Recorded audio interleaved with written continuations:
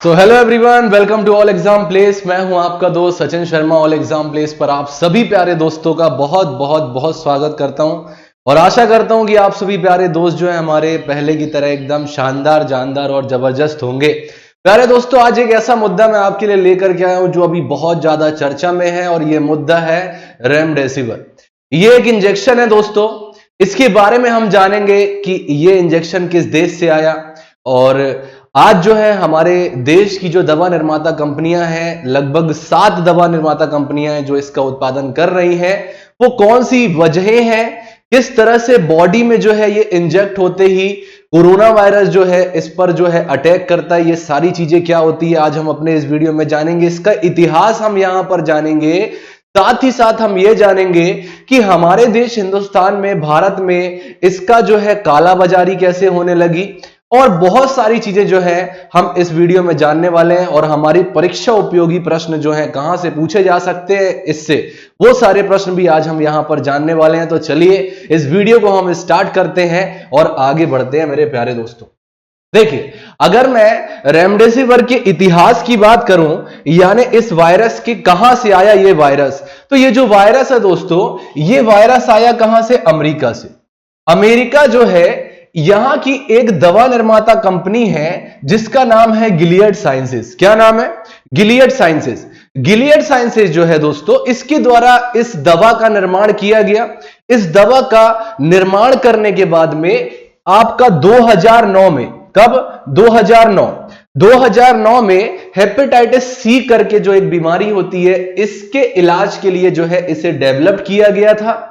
और जब इसे डेवलप किया गया, इसकी खोज की गई, तो इसमें ये आंकड़े निकाले गए कि इससे जो है हेपेटाइटिस सी जो है इससे लड़ा जा सकता है। लेकिन कालांतर में हुआ ये कि हेपेटाइटिस सी जो है इससे लड़ने में भी ये कारगर साबित नहीं हुई। इसके बाद आपने एक और महामारी का नाम सुना होगा जिसका नाम है इबोला। इबोला जो है ये अफ्रीकी देशों में, कहां पर? अफ्रीकी देशों में जो है इस बीमारी का बहुत तेजी से प्रसार हुआ। और ये बीमारी जो है ये वायरस है कोरोना वायरस की तरह ही, जिसके ऊपर भी इसका प्रयोग किया गया। और आश्चर्य की बात यह है दोस्तों कि इबोला वायरस पर भी कंट्रोल करने में ये दवा जो है ये सक्सेस नहीं हो पाई, पूरी तरह से सक्सेस नहीं हो पाई। इसके बाद एक और वायरस है जिसे मार्बर्ग वायरस। देखिए, मार्बर्ग जो है ये जर्मनी का एक शहर है। ये जर्मनी का एक शहर है और 1967 के दौरान सबसे ज्यादा अगर मौतें हुई मार्बर्ग वायरस से, तो ये ईयर था 1967 और ये भी एक वायरस है। अगर मैं इस वायरस की बात करूं तो 90% चांस है भैया, अगर आपको मार्बर्ग वायरस जो है इसकी चपेट में अगर आप आ गए मेरे दोस्त, तो 90% चांस है कि आप मर जाओगे, आप नहीं बचोगे। तो इतना खतरनाक ये वायरस है मार्बर्ग। इस वायरस पर भी जो है ये सक्सेसफुली जो है काम नहीं कर पाई। अब आया भैया कोरोना महामारी। इसके बाद में नंबर आता है कोरोना के। कोरोना महामारी जो है एक ऐसा शोध किया गया, शोध करने के बाद में अमेरिका में कोई एक शहर था जहां पर करीब 150 करीब मरीज थे कोरोना वायरस के। और उन 150 मरीजों में इस दवा का जो है प्रयोग किया गया। और इस दवा का प्रयोग करने के बाद में लगभग 120-125 लोगों का जब रिजल्ट देखा गया, तो इस दवा की वजह से वो क्या हो चुके थे? स्वस्थ हो चुके थे। तो इसके बाद में ये लाइमलाइट में आई ये इंजेक्शन, यानी कि आपका जो रेमडेसिविर है ये कहां पर आया? ये लाइमलाइट में आया। इसके बाद अमेरिका, मैं आपको बता देना चाहता हूं 2020 जो है, अभी जो है डोनाल्ड ट्रंप राष्ट्रपति थे और एंथनी फाउची करके यहां पे जो स्वास्थ्य विभाग है अमेरिका का, इसके प्रमुख थे। उनके द्वारा जो है ये निर्णय लिया गया कि रेमडेसिविर जो है इसको कोरोना वायरस महामारी से लड़ने के लिए मंजूरी देनी चाहिए। और इसकी मंजूरी अमेरिका में दे दी गई और वहां पर इसका क्या किया जाने लगा? कोरोना के मरीजों के ऊपर जो है प्रयोग किया जाने लगा और उनको जो है ये दवा दी जाने लगी। आगे हम देखते हैं ये दवा काम कैसे करती है, ये भी हम बहुत अच्छे से समझेंगे। और हमारे परीक्षा में बायो से रिलेटेड क्वेश्चन जो है यहां से बन सकते हैं, तो उनको भी हम समझने का प्रयास करेंगे। देखिए, रेमडेसिविर क्या है? क्या है भैया रेमडेसिविर? तो रेमडेसिविर जो है ये अनेक विषाणुओं के विरुद्ध काम करने वाली एक दवा है जिसका विकास हमने पिछली स्लाइड में ही देखा है, गिलियड साइंसेस नामक दवा निर्माता कंपनी द्वारा किया गया है ना। ये दवा शिराओं में इंजेक्शन के द्वारा प्रविष्ट कराई जाती है। देखिए, शिरा और धमनी दो प्रकार की हमारी ब्लड वेसल्स होती हैं बॉडी में।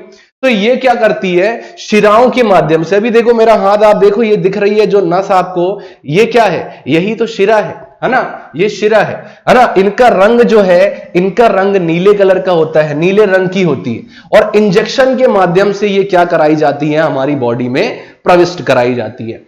इसको जो है वैक्लोरी ब्रांड के नाम से ये बिकती है। किस ब्रांड के नाम से बिकती है, ये वैक्लोरी ब्रांड नाम से बिकती है।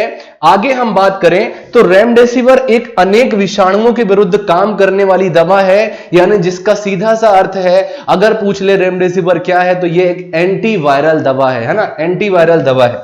गिलीड साइंसेस नामक दवा निर्माता कंपनी जो है, ये गिलीड साइंसेस का नाम भी याद रखना, आपसे ये नाम भी एग्जाम में पूछ सकता है। इसके अलावा आगे हम देखते हैं, ये देखिए, अगर मैं धमनियों की बात करूं और शिराओं की बात करूं, है ना, वेन यानी शिराएं, आर्टरी यानी धमनियां, आपकी शिराएं जो होती हैं ये अशुद्ध रक्त का प्रवाह करती हैं। क्या करती हैं, अशुद्ध रक्त। अशुद्ध रक्त मतलब जिस रक्त में ऑक्सीजन की मात्रा कम हो और कार्बन डाइऑक्साइड की मात्रा ज्यादा हो, वो आपका अशुद्ध रक्त हो गया। इसके अलावा धमनियों की अगर मैं बात करूं तो धमनियों में ऑक्सीजन की मात्रा, मतलब इसके अंदर जो ब्लड, इसमें ऑक्सीजन की मात्रा ज्यादा होती है और कार्बन डाइऑक्साइड की मात्रा कम होती है। धमनियां जो होती है ये लाल रंग की होती हैं और शिराएं जो होती हैं ये नीले रंग की होती हैं। पल्मोनरी धमनी और पल्मोनरी शिरा जो है, इनमें एक विशेष अंतर होता है कि जो पल्मोनरी धमनी होती है, क्योंकि आर्टरी जो होती है शुद्ध रक्त का प्रवाह करती है, तो पल्मोनरी धमनी जो है ये अशुद्ध रक्त का प्रवाह करती है, और जो आपकी पल्मोनरी शिरा है, यानी शिराएं जो अशुद्ध रक्त का प्रवाह करती है, तो पल्मोनरी शिरा जो है ये आपके शुद्ध रक्त का प्रवाह करती है। ये प्रश्न आपसे परीक्षाओं में पूछा गया है, तो इन्हें आपको याद रखना है सबसे पहले तो। इसके बाद हम देखते हैं भारत में रेमडेसिविर भारत में कब आई भैया, भारत में इसका उत्पादन। देखिए, आपने लव अग्रवाल करके हैं जो हमारे यहां स्वास्थ्य विभाग से रिलेटेड किसी एक विभाग में जो है सेक्रेटरी सचिव पद पर हैं, इनके द्वारा क्या किया गया, मई जून 2020 में हमारे देश में भी इस कंपनी के निर्माण को मंजूरी दी गई। और चूंकि आप सभी जानते हैं कि हिंदुस्तान यानी हमारा देश जो है ये विश्व का सबसे बड़ा वैक्सीन निर्माता देश है, दवा निर्माता कंपनियां हमारे यहां बहुत अधिक मात्रा में है, तो मई जून 2020 में भैया मंजूरी दी गई। सिप्ला समेत 7 भारतीय दवा कंपनियां जो है, जो हमारी 7 भारतीय दवा निर्माता कंपनियां हैं, इन्होंने रेमडेसिविर जो है इसके साथ में करार किया और कहा कि हम भारत में इसका उत्पादन करेंगे। और ये कंपनियां क्या करने लगी, भारत में इसका उत्पादन करने लगी। जब भारत में ये इसका उत्पादन करने लगी, इसके बाद में ये अन्य देशों को भी, लगभग 126 देशों में जो है ये हमारे यहां की भारतीय कंपनियां जो है, इस कंपनियां का इस इंजेक्शन का क्या कर रही हैं, निर्माण करके, और इन 126 देशों में ये क्या करती हैं, ये इसका निर्यात करती हैं। क्या करती हैं, निर्यात करनी है, यानी कि एक्सपोर्ट करती हैं। ठीक है, और इनकी अगर मैं कैपेसिटी की बात करूं तो उत्पादन क्षमता इनकी लगभग 39 लाख यूनिट है। कितनी है, 39 लाख यूनिट है। अब आगे हम देखते हैं, हुआ यह दोस्तों, दिसंबर 2020 आते आते अगर आप देखो तो कोरोना वायरस का मामला जो है हमारे देश में, उसमें कमी देखी गई, है ना, मामले जो है बहुत तेजी से हमारे यहां कम हो रहे थे। तो दवा निर्माता कंपनियां क्या बोलेगी भाई, जब आप सीधी सी बात सोचिए कि जब किसी वस्तु का उपभोग होगा तभी तो उसका उत्पादन किया जाएगा ना। जब उसके उपभोग में कमी आने लगी तो उसके उत्पादन में भी कमी आने लगी। अर्थशास्त्र में चले गए अब हम।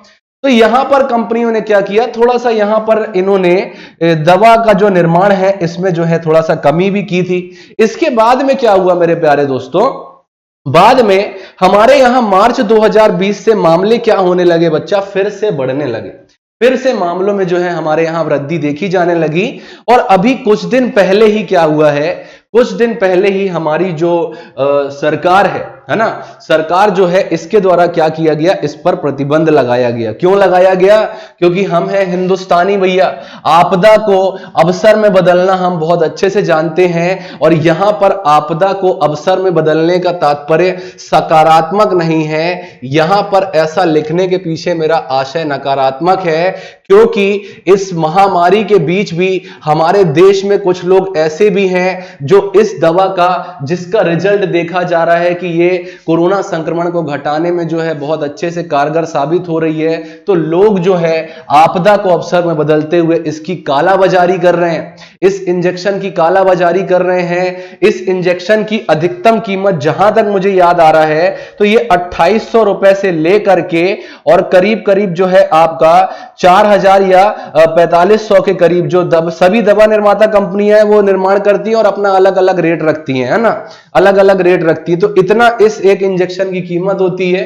तो इसका जो है देखा जाए तो हजारों हजार रुपए में जो है इसका क्या किया जा रहा है, इसकी कालाबाजारी की जा रही है हमारे देश में, है ना।